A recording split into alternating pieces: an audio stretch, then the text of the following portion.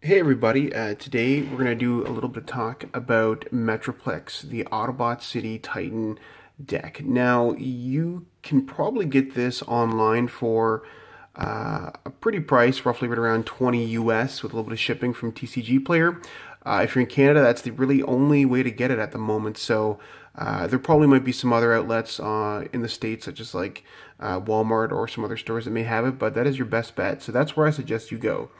Now, Metroplex is a Titan. It is a special deck that was released with Wave 1, and it is very unique as it does not play like the other current decks in the Wave 1 format. It is 25 stars, and he is a Titan. He has the ranged ability on both sides and Titan ability on both sides. Let's talk about a little bit of deck tech for him. Now, there's been lots of actual builds that I've seen and people have been playing. I know that some of the guys that post quite a bit on the Transformers group kind of talk about how Metroplex is really only good on turn 2, but we're going to try to build a deck or show you a deck that takes advantage of him in either way. Now, his special ability is that he begins the game with 3 characters under him, which are going to be Scamper, sorry about the glare, my apologies, Scamper, Six Gun, and Slammer. These guys are unique as both Six Gun and Scamper do flip, but Slammer is just a drone. He only has one side. So depending on who you're playing against, you're going to want to deploy them at certain points. It really depends on what deck you're facing. Most times you're going to want to go with Scamper or Slammer first, and putting out Six Gun last. Now, Metroplex, his other ability is that whenever you flip to this mode, which is his city mode, you're going to go ahead and deploy one of the characters from underneath him. Now, Scamper, Slammer, and Six Gun do have their own star cost if you wish to play them in a separate deck, so that's kind of useful as well. So Metroplex, when he is in his Titan mode, or his bot mode, I should say, he has a special ability. His attack and defense do change, but it says when he attacks, and you flip 2 white, 2 orange, and 2 blue pips. Tap each enemy and do 1 damage to each enemy. Now, you still have to declare which enemy that you're attacking when you do this, so you can't switch it up as you're going. But it's a very useful ability, and if you can get this going off during turn 2 or your turn 3 or 4, you can usually win the game. Your hardest matchup will most likely be someone around a high bold deck, such as maybe a very powerful, tournament level bug Insecticon deck, Dinobot deck, or a double primes deck. Now, let's take a look at the deck. So, put these gentlemen aside. So we're going to go ahead and take a look at the actions first. Now, ahead of time, I'm going to say that a lot of people have built Metroplex. I know that there are other websites and groups and videos that have been focused on this, but this is the build that I use. So if it's similar to yours, that's great. So let me know, and maybe we can compare notes. So first, we're going to look at height advantage. I play 3 of these in the deck. This comes with the Metroplex actual pre-made deck, so you'll get 3 of these when you buy it. Metroplex's special ability with this one is if you have one of your Titans gets bold 4 until end of turn. If you've not played the Transformers game, you may want to take a look at the rules, as this is a bit of a more advanced deck than the other ones. Bold 4 means that you get to flip 4 more battle cards when attacking.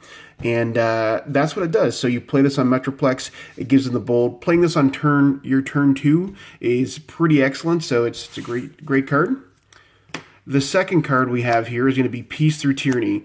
Now, Peace Through Tyranny is a fantastic card. You're not going to be really playing it too much from your hand because a lot of your characters are under 6 stars, but you're mostly there for the double orange pip for the bot mode Metroplex trigger. Ignore the special ability. It's not coming into play. You're going to be playing this mostly for the double orange pips and to really smash someone well. The next card is Rapid Conversion. I play 3 of them. Some people may play 2, but I think 3 is good. You want to make sure that you're getting those Metroplex flips to put out your little mini dudes to help you out. This ability is that you get to flip one of your characters to its other mode. With Wave 2 coming out, we're going to get lots of reprints of this card, so that is great. Next is going to be Rollout. I noticed that some of these cards here are a little bit pricey on the end because they are often played in many decks, but this is a great card to have. Flip each of your characters from bot mode to alt mode. It also has the orange and blue pip, which is going to help you trigger that Metroplex ability. One thing you may have to be careful with your timing, when you have Metroplex in your Titan mode, you want to make sure that you play rollout first to flip him back into his city mode to deploy one of your little drone dudes, and then flip him back into his Titan mode if you're going to attack. Now, I'm going to be calling the modes city mode for his basic one, and then Titan mode for his other one, or bot and alt mode. So that is rollout. It's a great card. Next is security checkpoint. This card here can be useful at times when you have a handful of actions and you want to disrupt your opponent's cards, but this is mostly due to the double blue pips. Each player reveals their hand and scraps all upgrades from it, which is pretty good if you're playing against a high upgrade deck and someone pulls a whole bunch. It's a really it's a really satisfying play. And last of actions, we have Supercharge. Supercharge gives one of your characters bold 3. This should only ever be used on Metroplex unless you lose them. It's pretty self-explanatory. Now, let's take a look at some alternate use for some cards if you don't have those ones that I mentioned before. So we have Backup Plan. Backup Plan can be put inside of your deck just in case you want to fill in a white spot. If you're not feeling the rapid conversion or some other cards that have white pips in this deck, lets you scrap your hand and draw 3. Another action that you could possibly use if you don't have Peace or Tyranny is Incoming Transmission. It's a common, so you should probably have some if you're kind of building this deck. Lets you draw 2 cards and put a card from your hand on top of the deck. It will let you plan out your attack. Swap Missions is also another good card you can play. It lets you untap one of your tap characters and tap one of your little guys, so you can get that Metroplex big swing in again. And lastly, for other actions you may want to try and play, Inspiring Leadership. If you don't have those security checkpoints, this could be a good filler to let you draw the 3 cards and scrap the 2 from your hand. These are just alternates just in case you don't have all the cards to fill your deck. I assume that anyone who's looking to build this deck is going to get most of these cards, so let's move on towards our upgrades. Alright, so first for upgrades, we have Combat Training. Some people like to put Backup Plan or Dilapidating Crystal... Debilitating Crystal, but I like Combat Training. It gives you that extra bold boost for attacking the bad dudes. We have the next card is going to be Datapad. Datapad is pretty self-explanatory. Whenever you attack without the upgraded character, you can draw a card, then choose to put a card from your hand on top of your deck. Also, by the way, if I did not mention, Combat Training gives you Bold 1 and Tough 1 if you have a weapon and an armor equipped. So it is circumstantial, but it can be good once it gets out there. Drill Arms is another great card to play. It knocks off an enemy armor. Metroplex is going to have a hard time actually doing some damage unless you draw this card. It can knock off enemy armor that's causing problems such as Force Field or Reinforced Plating. Great little card. Next is going to be Flamethrower. Flamethrower gives you Bold 2. Also, it is an orange pip, so it may trigger when you're attacking. It is a weapon upgrade. I play 3 of them in the deck. You can probably want to keep them on Metroplex, then maybe put them on your little guys afterwards if you draw more. But yeah, Force Field is another card. This card has a white pip. It is the upgraded character. If they would take 5 or more attack damage, instead scrap this card, and they take 4 damage from the attack. So this can really save Metroplex or one of your little guys who has more than 5 health. I think there's only one of them that's going to be 6 gun. We'll save them. Handheld Blaster is there for the double pips. You can play the bold on Metroplex if you draw into nothing and you need to get it out there, but this is mostly to go in your deck to trigger the Metroplex special ability. It is a good weapon, but it's there to trigger his tap down. Next is Improvised Shield, 3 of each. Good card, gives you Tough 1 as well, just like the Handheld Blaster. That is there to trigger Metroplex's ability. You're going to want to make sure that you're playing this off the top of your deck, not actually drawing into it. And if you somehow get it into your hand, you want to toss it out as quickly as you can.